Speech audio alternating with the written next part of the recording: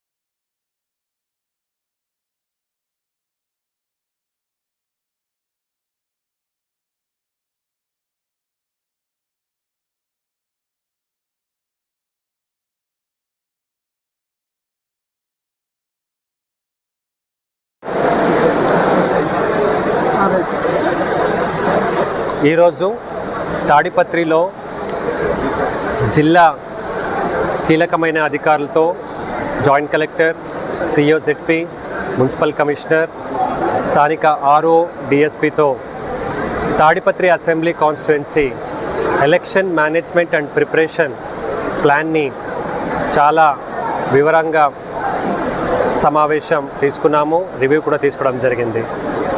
సడన్గా inter district border కూడా visit చేశాము, స్ట్రాంగ్ రూమ్, డిస్ట్రిబ్యూషన్ సెంటర్ చూశాము. ఆల్ సెక్టర్ ఆఫీసర్స్తో వాళ్ళ ఒక స్టేటస్ ఆఫ్ ప్రిపేర్డ్నెస్ చూడటం జరిగింది. మోస్ట్లీ అందరూ అధికారులు యాక్టివేటెడ్గా ఉన్నారు. కాకపోతే మనకు ఫేజ్ 4లో ఉంది, ఇంకా చాలా రోజులు ఉన్నాయి. చాలా కంప్లైంట్స్ మాకు రావచ్చు. కంప్లైంట్స్ మీద మరి ముఖ్యంగా నిఘా పెట్టమని కోరడం జరిగింది. ఏ కంప్లైంట్స్ వచ్చినా దాన్ని వెంటనే కరెక్ట్గా ఎంక్వైరీ చేసి దానిలో నిజాంశాలు ఉంటే చర్యలు తీసుకోమని కోరుతున్నాం.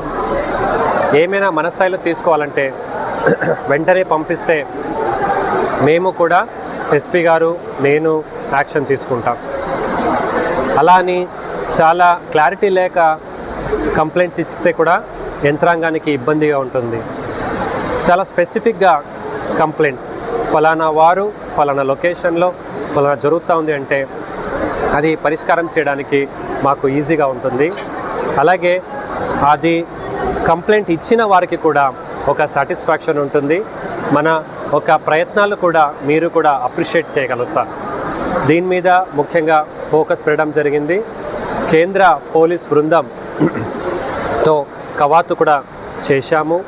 ప్రజల్లో ఎటువంటి భయం లేకుండా స్వేచ్ఛగా ప్రజాస్వామ్యంలో పాల్గొనడానికి ఏ చర్యలు కావాలి, ప్రతి చర్యలు మొత్తం జిల్లా యంత్రాంగం చేస్తూ ఉందని మీ అందరికీ తెలియజేస్తున్నాను. దయచేసి ఓటు కలిగిన వాళ్ళందరూ వచ్చి ఓటు చేయాలని, 14వ తేదీ దాకా ఓటు అప్లై చేయడానికి కూడా అవకాశం ఉంది. ఎవరైనా ఉంటే దయచేసి సద్వినియోగం చేసుకోవాలని కోరుతున్నాను. ధన్యవాదాలు.